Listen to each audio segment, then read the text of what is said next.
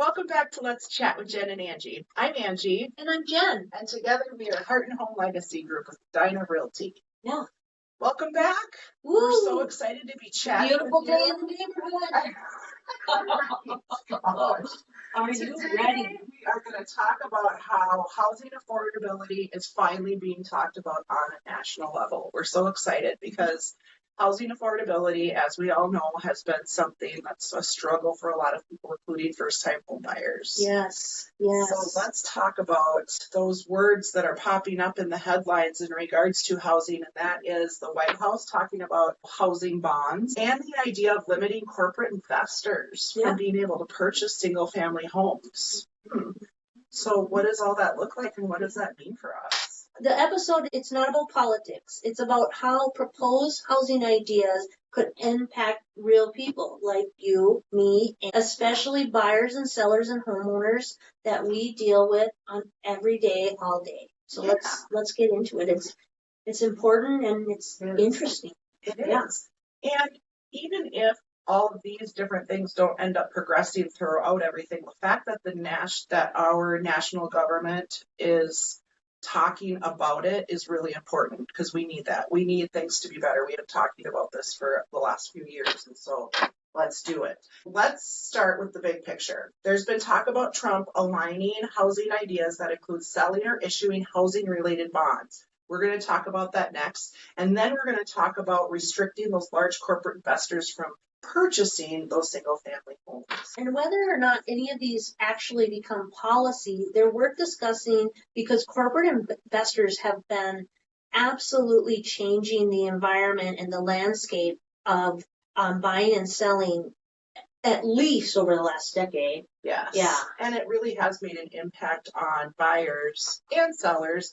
But what does that impact look like? Yeah. But first, let's break down the bonds stuff.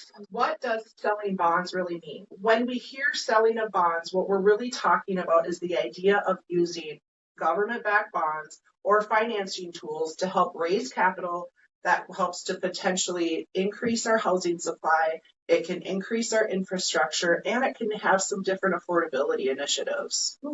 Look, and we're not going to lie.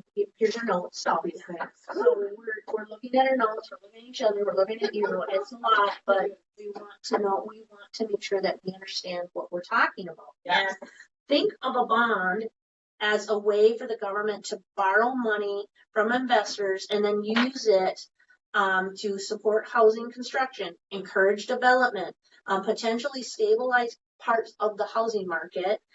If structured correctly, the bonds could help increase supply, and more supply is one of the biggest issues, is one of the biggest things missing into today's housing market. And we see that every single day when we're stomping the grounds with our buyers trying to find homes for them to purchase that they can afford. Selling bonds helps fund housing programs, and it influences mortgage rates, which then directly affects your affordability on your buyers and the demand, as we had just mentioned. So let's see how they work. Bonds equal money without raising taxes. So when the federal government or states like Minnesota sell bonds, they're basically saying, lend us the money now and we'll pay you back for it with interest. So that money can then be used for housing related things like first-time homebuyer programs and assistance. We see these programs, so listen. First-time homebuyer assistance programs, they're out there. They're in Minnesota. Ask your loan officer. Down payment and closing cost programs. We have them in Minnesota. Ask your loan officer. Affordable housing construction. Construction right now is if there is a new construction house that is completed, they want to get them off the books. They can keep building. So call us. And infrastructure that supports new housing. Those bonds can then help the roads going into a new development. The utilities connect to those developments and sewer systems, things like that. More housing supply and more buyers assistance equals less pressure on prices long term. Just remember, those programs, Minnesota has them. We have them. Make sure you look into those. Bonds directly affect mortgage rates. This is part that you, the buyer, will feel immediately. Mortgage rates closing track 10-year treasury bonds. When bonds sell well, yields often will go down.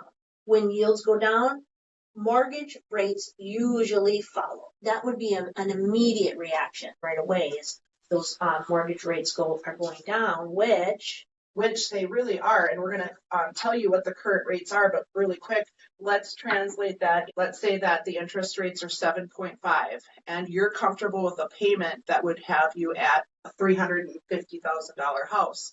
Now interest rates are dropping. So let's say they're at 6.5%. Now that same payment you felt comfortable with is now up to $390,000. So it moves and it does make a difference in your comfort level, those interest rates. Do you want to talk about what the interest rates are right now? Should we sneak that in now that things are already starting to happen? So the current interest rate as of this morning, the national interest rate is 6.1 to 6.3. So a 30-year fixed nationally, 6.1 to 6.3. What do you think Minnesota is? Is it going to be higher or lower? What do you think? Actually a 30-year fixed in Minnesota today, 5.99. Ooh, we broke the 6. Yes, so Minnesota has better interest rates than the national average, and we've talked about in other of our videos about why that is, so check back at those. But Minnesota is in a good spot, and there's a lot of different things that we do to make sure that we have that. So, okay, let's talk about mortgage-backed securities because everybody wants to talk about mortgage-backed securities. MBS, mortgage-backed securities equals lender confidence. Most mortgages are bundled and sold as mortgage-backed securities, which is a type of bond. When investors are confident in buying, lenders have more capital, loans are easier to offer, and rate spreads tighten. So what is that? That means more stable lending environment and fewer sudden rate spikes. Yeah, so let's break that down into more of a state and local bond situation, a Minnesota angle. So in Minnesota, housing bonds often fund Minnesota Housing Finance Agency programs. Yeah, these are more programs, so please make sure you pay attention and mention them to your loan officer because there are so many awesome programs out there, specific to just Minnesota too. We have first generation buyer initiatives, workforce housing in greater Minnesota. Yes, come on. We want you guys to get special stuff, and rehab loans and energy efficiency upgrades. So those are all wonderful things that those bonds can help drop down. And these programs, they bring buyers off the sidelines and pull them right back into the market, which is so exciting. It supports sellers in a slower market because it's providing them with more buyers, and it's keeping those smaller communities viable. Mm-hmm. Yeah. So what's the trade-off? What is the trade-off? So bonds can increase government debt. If overused, they can spook investors. Poorly targeted programs can inflate prices instead of helping buyers. That's why the how and where the bond money is used matters just as much as selling them. Yeah, so bottom line, real estate takeaway is that bonds can lower rates. They can fund buyer assistance through those programs we talked about, increase housing supply, and it can stabilize the market when things get choppy. Yeah. Next, let's talk about removing or limiting corporate investors' purchases, which this one is a big one. The next talk that they're going to be doing is removing those or limiting those corporate investors from buying those houses, which is a pretty big deal. Yeah, it is. Institutional investors, hedge funds, private equity, large corporations have been buying up single-family homes, often paying cash, outbidding regular buyers. We saw a lot of this really starting to ramp up in 2008 housing market in the crash, and they were buying them up cheap like crazy. Yep, yeah. And they were buying them for cash, and then they were like fixing them up a little bit. They were flipping them, or they were using them as rentals, and it really was hard because it was removing the ability for a lot of our buyers to end up winning because, of course, the seller's going to take a cash offer, quick close, all of the things. And there are supporters of limiting these corporate purchases, just like we had mentioned. Yeah. It does reduce the competition for those first-time home buyers, just like Jen had said that we've seen slow price accelerations, which is nice, and it can increase home ownership opportunities for the people. Yeah, especially for, again, the entry-level homes, first-time home buyers, which are already the hardest to find. And the other side of the coin is that corporate investors could also reduce the rental supply that we have out there. Capital for distressed or underdeveloped areas. One thing those corporate investors would do is buy up multiple homes, clean up multiple homes. But through those programs that we said, if this is something that happens, it's going to open it up for the yous and me's investors out there that can get a lot of these programs, and we can improve our communities and do all of that and increase the equity and build a real estate profile through those programs so you can be them. Yeah. So just keep that in mind. And then another thing is faster transactions in some markets. So that's another side of the other. It could adjust. But if restrictions get too aggressive, you're going to see reduced rental inventory, less investments in certain neighborhoods, and higher rents due to reduced supply. So it's a balancing act. We need both sides. We need sellers, we need buyers, we need homeowners, we need renters, and we need investors. Yep, absolutely. Yep. So what this could mean for real buyers and sellers, for buyers, especially first-time buyers, fewer corporate competitors could mean less bidding pressure, like we had just talked about, more negotiating power, and better chances with financed offers. So not as many of those cash deals. For sellers, A little different. yeah, fewer cash offers, longer days on the market, a shift back towards owner-occupant buyers. Neither is inherently good or bad. It's just changes in strategy. So the other part to this is real estate is still always local. We can always come back. Federal policies can change, but real estate remains local.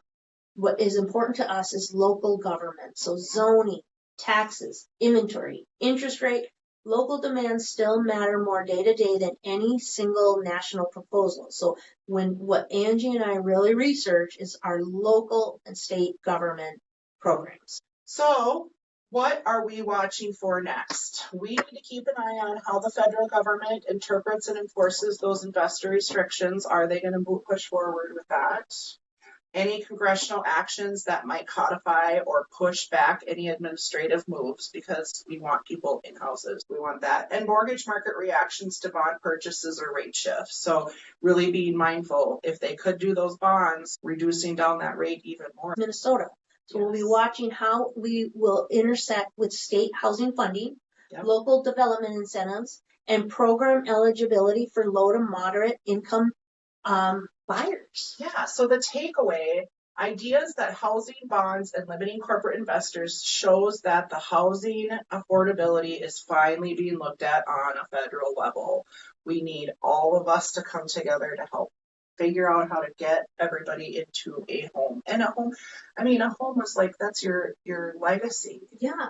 We need that. And we need real solutions that will require more housing supply, smart local planning, responsible lending, and educated buyers and sellers. Yeah, so it's all the more reasons why it's super important to be working with a good real estate agent that's up to date on what's going on in your community and area. Absolutely.